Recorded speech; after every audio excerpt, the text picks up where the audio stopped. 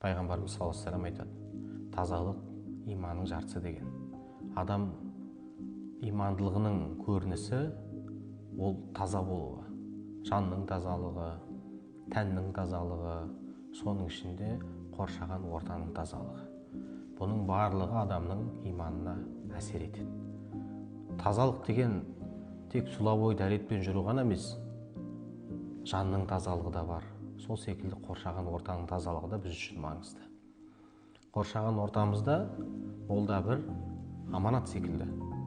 Оның тазалығы, ол жердің тәртібі, ол жерде қойылған нәрсенің барлығына біз аманат деп қараймыз. Тазалық ол біреуге біздің зиянымыз тимеуі, қоршаған ортаға зиянымыз тимеуі, айналамыздағы нәрсені бүлдірмей ұстауымыз. Біздер намазымызда қаза қылмай